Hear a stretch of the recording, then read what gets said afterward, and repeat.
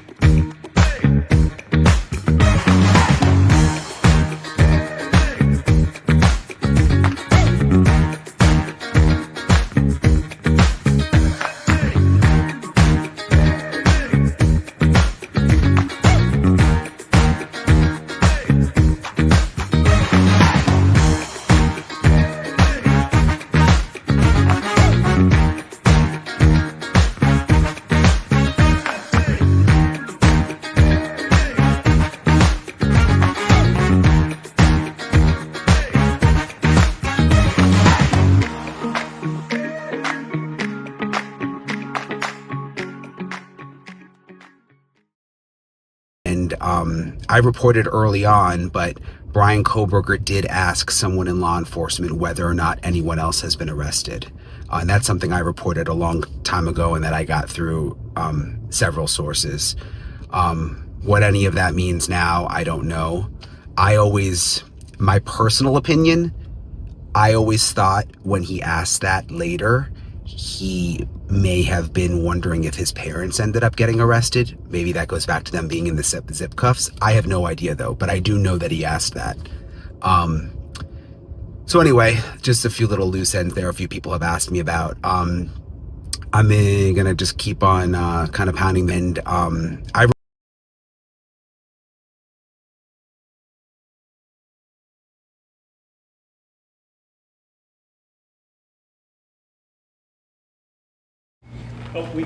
Suspect Bryan Kohberger allegedly dumped trash into the garbage cans of his parents' neighbors as he hid evidence linking him to the 4 Idaho student murders.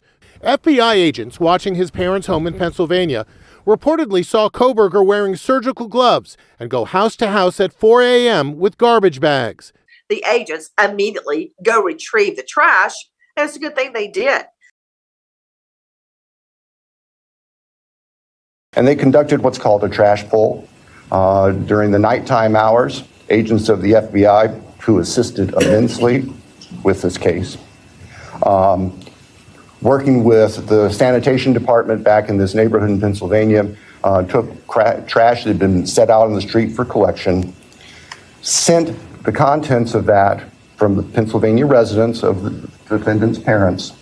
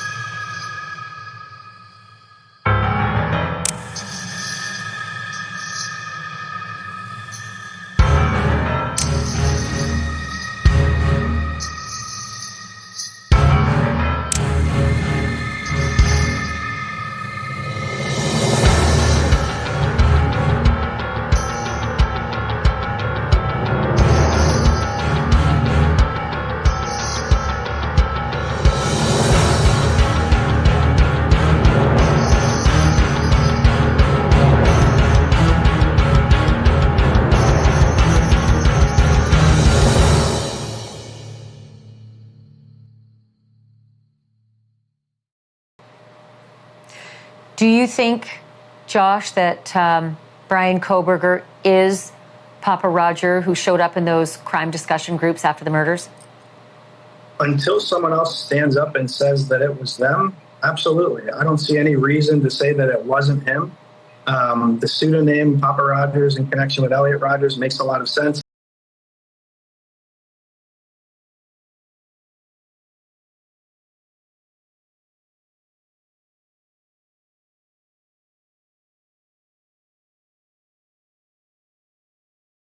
There was a social media account that surfaced that has long had speculation that it was Bryan Kohberger. Can you talk at all about the Papa Roger potential connection, if any? Right. There was no connection. There wasn't at all. And we looked into every bit of it. We took a deep dive into it. We researched it. It wasn't him? It was not. It was not. Thank you. We can cut that off. What did you say? What did you say? It was not. Thank you. We can cut that off.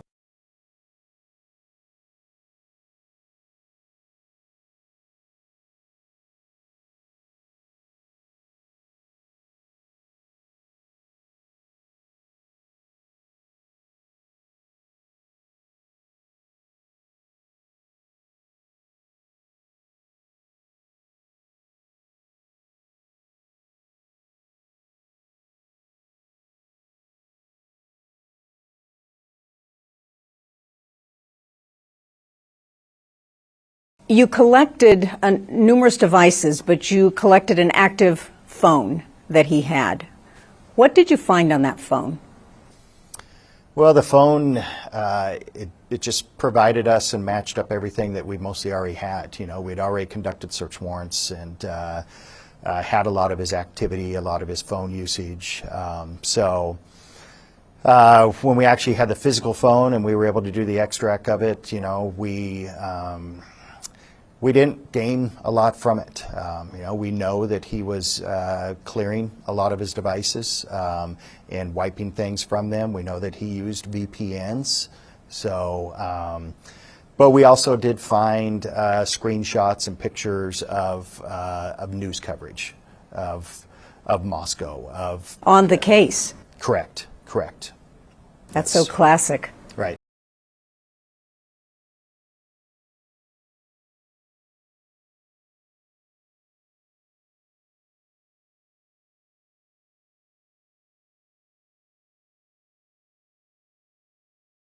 Correct. That's so classic. Right. It has been said that there were pictures on his phone of groups of young people in Moscow, and that Maddie, possibly Kaylee, were in some of those photos. Is there any truth to that? No, no truth at all. There was not, to this date, we have never found a single connection, anything, between any of the 4 victims or the other 2 surviving roommates with him. No pictures, no texts, no. There was rumor, speculation that he was following some of them on different social media sites. There was sites that were sent to us of, hey, this is him, he's following. They were either untrue or they were sites that people made that were completely fake. And so we had to research and go into every single one of those just to prove or debunk what somebody had made up. And of course, then that spread to the media, and it went wild that he was following or there was a connection, and there wasn't. We wanted that, I think naturally we need that, what's the connection, what's the why, and we have found zero.